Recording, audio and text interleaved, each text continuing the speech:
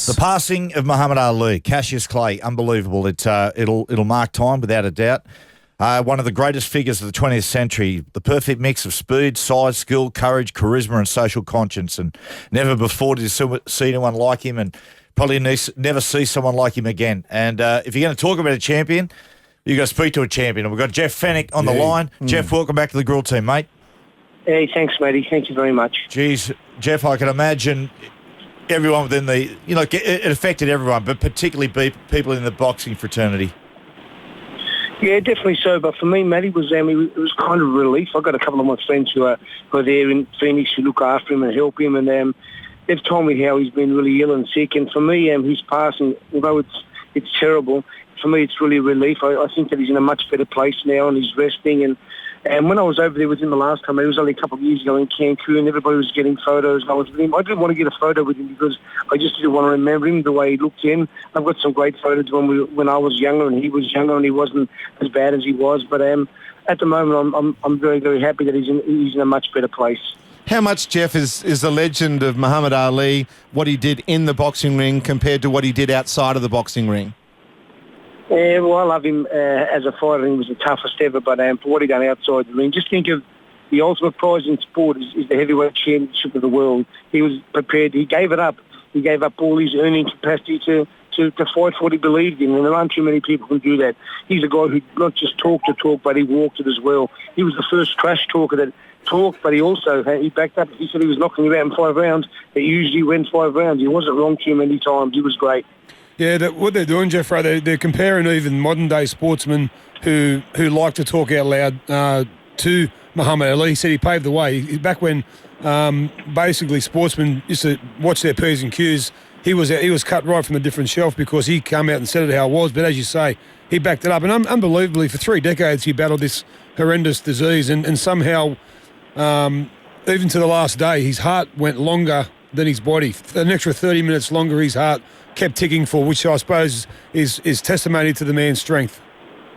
Yeah, definitely. So when I heard that, it really didn't shock me. I just think that he, those fights that he was supposed to get killed in against Foreman and against Sonny Liston when he was a young man, for him to not just beat those guys, but to knock them out, they were tremendous punches, and also to take the punishment they dished on him. It's just amazing. He was so strong. He was, like I said, the toughest guy that ever boxed.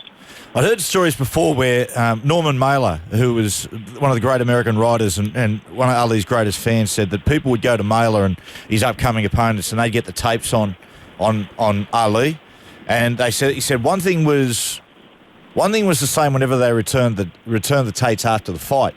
All of them said that Ali, once they got in the ring, he was faster than even looked on tape. Like they knew he was going to be fast, but they said it was even different when he got in the ring.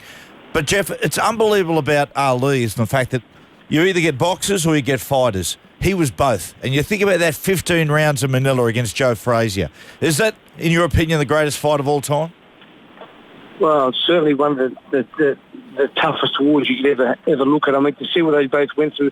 Ali says after the fight he was that close to death. It was unbelievable. Joe Frazier sat on a stool in the 14th round, something that he would never do. So total exhaustion. Imagine the heat there. Imagine what they went through there. To be honest, it's really unbelievable what he went through. But then to think about his beliefs in humanity, for me, are even stronger than he was as a fighter, because I admire him more for what he done outside the ring than what he done in, which is strange because I'm a fighter. But just his principles and his morals were so strong. I really admired the man. Jeff, what about just meeting him?